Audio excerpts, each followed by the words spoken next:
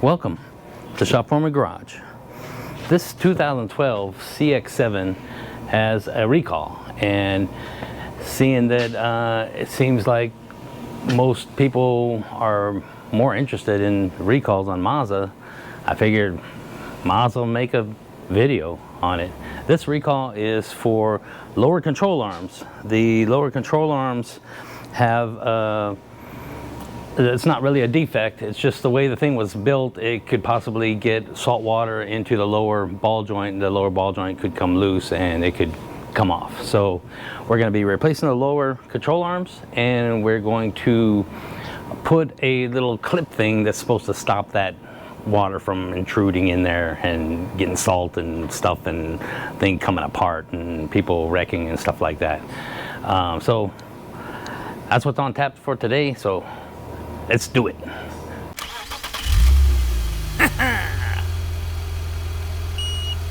Oh no.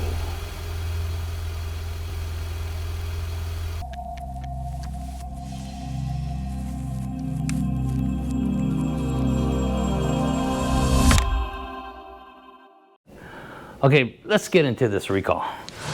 Okay, this is the VIN breakdown for this recall, and as always, I will put this information in the description box below so you can check it out. And so this right here is the VIN of the vehicle, and as you can see, they all start with JM3ER. These are the years, just so you understand how to read this, and these are the VIN ranges. So this one, and we're looking at what the last six numbers of the VIN, and then the two digits before that. And this one right here, as you can see, is C0414479.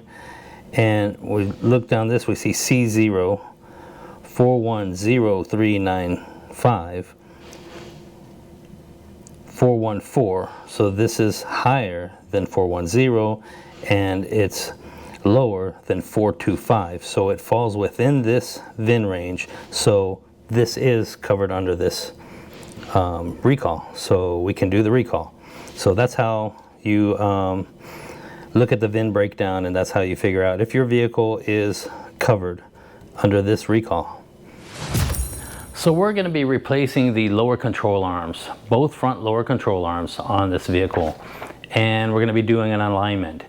There are some things that you say, well, I should start by saying I'm only doing one recall. This is one recall, but there's a lot more to the recall than just one page. This right here just tells me the tightening torque, and for some reason we need to tighten the brake banjo bolt. Don't know why, the brakes aren't coming off of it, but that's one of the things they say. They give me a torque rating for that. We're also going to be tightening the lower control arm bolts, of course, and torquing them down, and those have to be torqued with the vehicle on the ground, you know, with the suspension loaded. And what you're going to see me do is I'm going to tighten the thing down the best I can, because I'm going to drive it, and then after test drive I will be doing alignment. Once it's on the alignment rack, I'm going to be loosening those bolts and then retightening. So just to let you know, this is the progress that I go through, and I've done a lot of these, a lot of them. So this is kind of an old recall. So let's get into it and see how bad it is.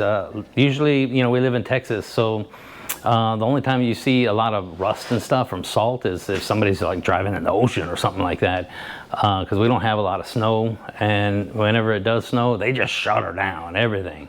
So you know, people don't drive in the snow around here. So let's see, you know, some of them are really bad, some of them are really easy. So let's go check it out. So here's the vehicle that we're looking at, and it is a CX-7. It's a 2012. She's the unturbocharged flavor, but you know, it doesn't matter. Lower control arms are lower control arms. The suspension's built exactly the same. Doesn't matter if it doesn't have a turbo. We got to get it done anyway. These are the new lower control arms that we're putting in right here, and of course they're got plastic all over them, and that ball joint right there, and the main Main thing are these clips right here. These clips go over top of the knuckle, and the ball joint goes through them like that. So I'll show you how this go on. And this supposedly stops the water intrusion into the lower ball joint. Let's get this in the air and get the tires off and let's get it on.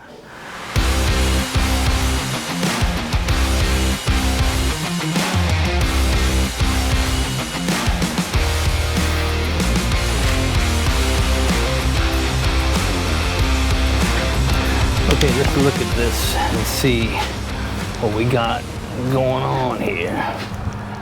It's not bad. It's not really bad at all. As far as rust, I mean, there's practically nothing under here. I mean, there's a little bit of rust, but I'm sure it is nothing compared to what you guys living up north have to deal with. And here's the other side. So one of the first things that I'm going to do is I got to tighten these banjo bolts. So I'm going to do that first before I do anything else, except before I do anything else, I'm just going to juice down all this, everything I got to take off. So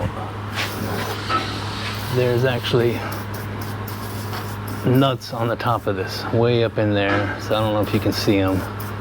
Just juice those down. Everything here. Same way on this side. Way up in there.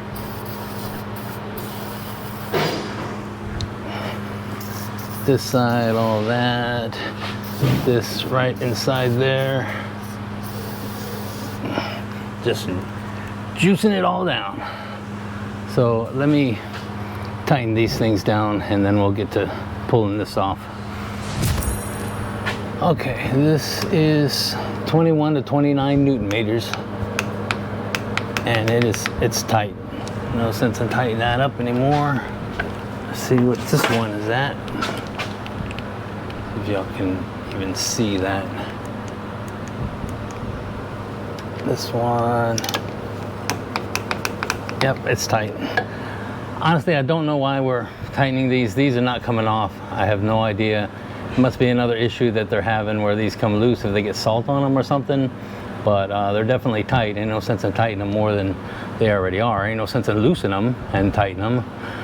21 to 29 Newton meters, and it's good. So what we're gonna do is start taking these end links off right here on both sides. And once I get those end links off, I need to juice that one down. Then I'm gonna remove this bolt right up in here. So this cross bolt that goes across this section right there. And I'm gonna take the lower ball joint off and get the lower control arm off of the knuckle. And then the last two are these bolts right here, and this will just drop right out. So let me get to those stabilizer bar end links first. Okay, first thing is to get these off. Sometimes they don't want to come off. They got too much rust on them. Kind of like this one, the whole thing's spinning. So there's a couple different ways to deal with that. You can try and catch it on the inside, or we can try and get rid of this rust. So I'm gonna try and use a wire wheel and get rid of this rust. Tighten it back down. Let me get the wire wheel.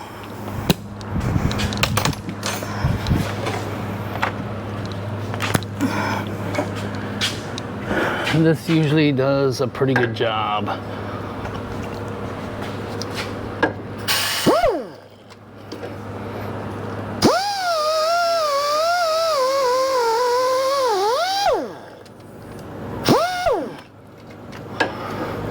This is a new wheel, so it's hard to get in there.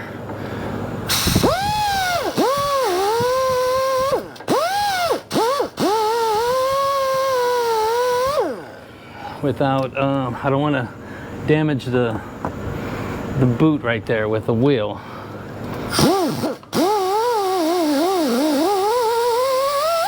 To clean up as much of it as I can. I can't get underneath. The wheel just won't let me. Maybe it's enough. Let's see. Spray a little bit more juice on there.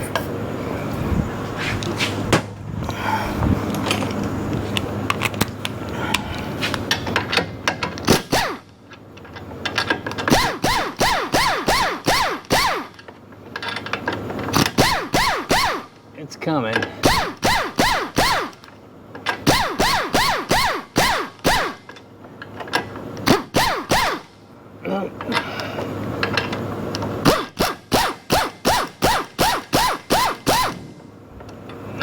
You can see it smoking from the heat, but okay, it just came out. So that's one down. Anyway, went flying. It's over there on the floor. Go grab it. Okay, this side I already hit it with a wire wheel and I juiced it down a little bit. Let's see if I can get this one out.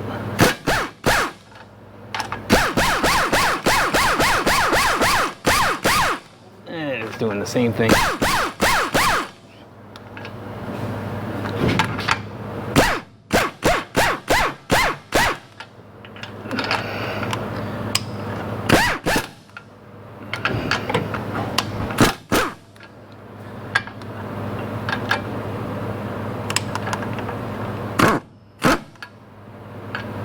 And let me hit it again with the wire wheel.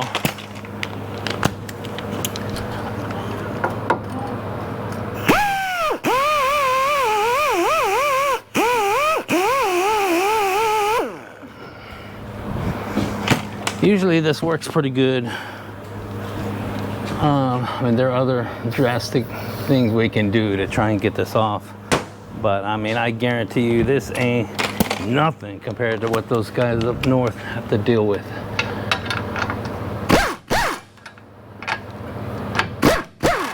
Okay, that came off of there. All right.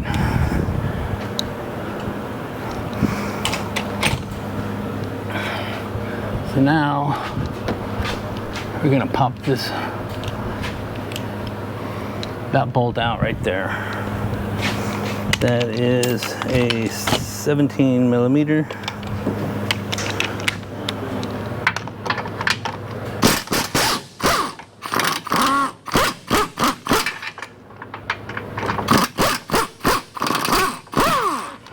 Okay, that's out.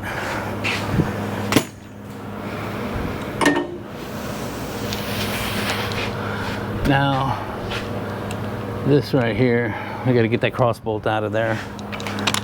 That should be a 14 millimeter on this side. And see how that came right out of there. Now, I can try and get that ball joint to come down. Can pop it down there. There. Pretty easy. Some would say way too easy. Okay, now these two right here, you can get those out. Those are two more 17 millimeter bolts. One.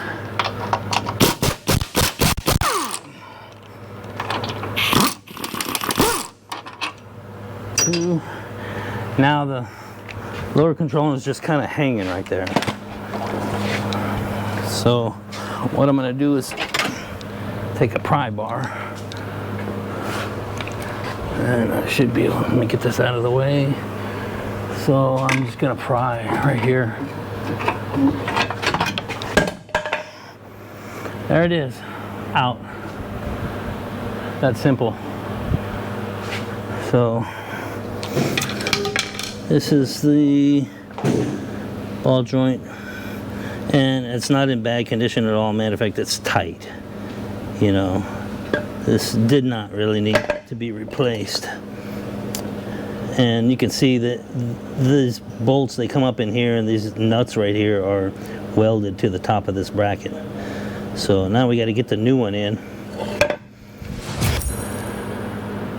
Okay, what we need to do, get this slot right here into there, and this slot right in between here has to go, that frame has to go through it at the same time. So I'm gonna lift this up, and this is the hardest part. Lift that up and push it, and just like that. And at the same time, to make sure you can see this, I need to slide this in. I need to get that clip, right? So where's the clip? Where's the clips? Okay, these are the entire purpose of doing this, from what I can tell.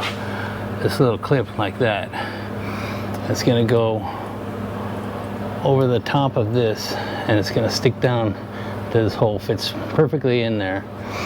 So, oh, that is not supposed to happen. Let me get this pushed back in there.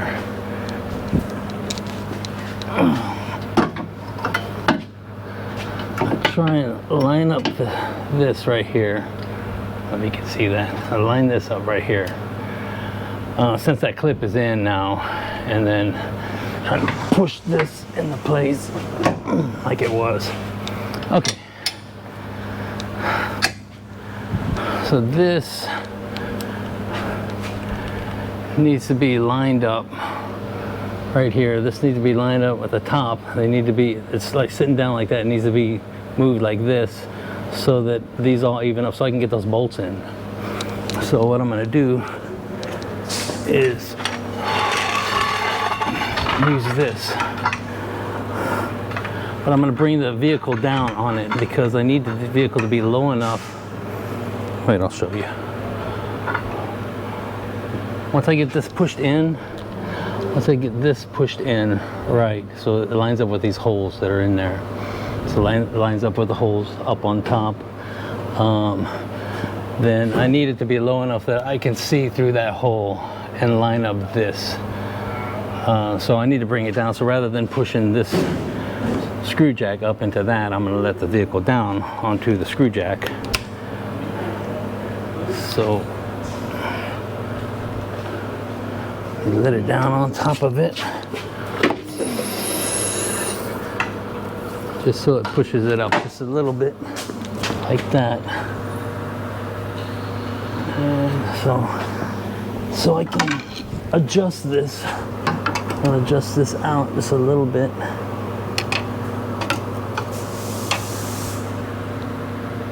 So I can see in through that hole. So I don't know if you're gonna be able to see this, but I'm gonna try anyway. So right inside that hole, it's impossible to see in there, but I can see in there with a light. Nope, I can't. Okay, you can't see with the camera, but I can see in there with the light, and it goes all the way through. So our bolt should probably go all the way in there and set right in there.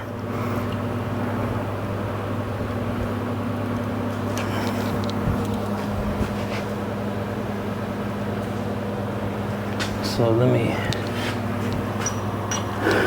get these bolts lined up.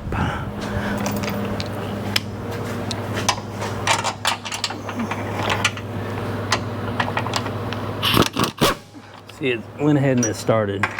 This one, sometimes you have to do some finagling to get it lined up. And I'm just gonna go ahead and tighten these up. Okay. That's those two. This one, we need to be able to look down there and look inside there. And that's what I'm going to try and do to get this thing straightened out so I can get that bolt in. So,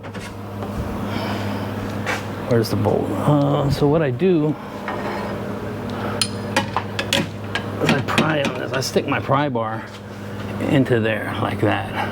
I got my pry bar in there lifting up on this, and then I can see in there and I can move this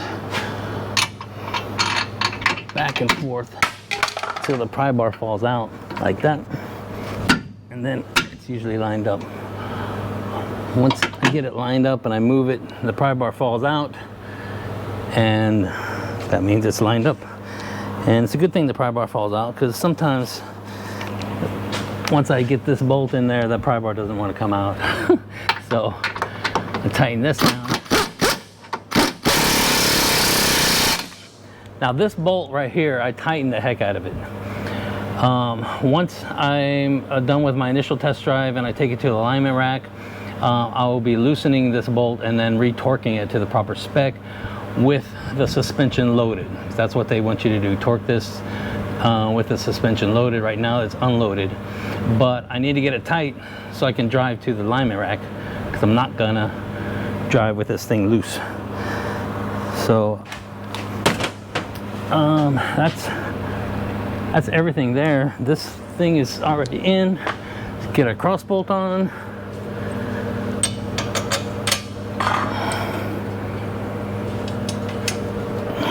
Let's get that tightened up. 14 millimeter.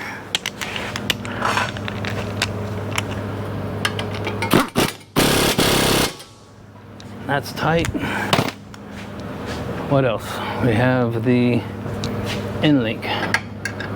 Stick the end link on there. That's also a 14 millimeter.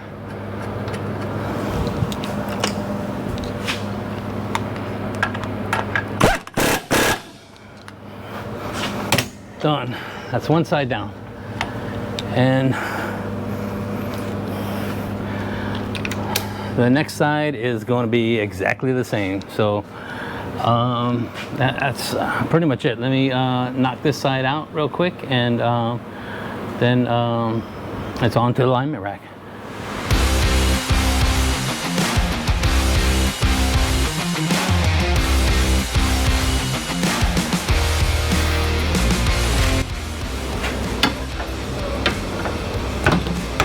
Okay, this one is not want to come down. It doesn't want to budge at all. So that's usually the way they are. So this one is gonna need some persuasion. So this is my air hammer, and this is my ball joint persuader. So let's see if this can get it off. It's gonna be loud.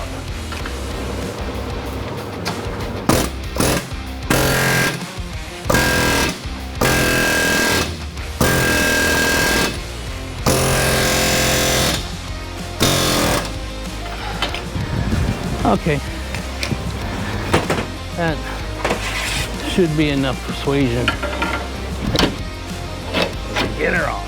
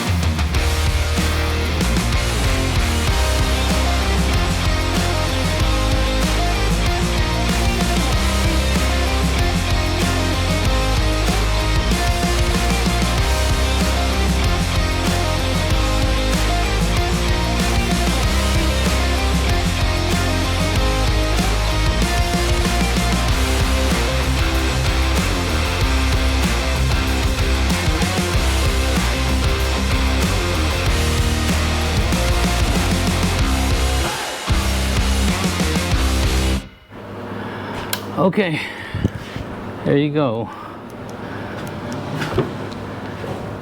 Completely completed. So there's that little clip thing right there. It goes underneath there. And get the same thing on this side. The little clip fits inside there. It's supposed to stop water from getting in through this boot and getting salt water into the ball joint there. The ball joint seizes up and then it starts clattering and coming apart. If this ball joint comes completely apart, they say it could result in a crash. I guarantee you, this thing comes apart right here, there's going to be a crash somewhere, somehow. Hopefully it ain't on the highway at high speeds.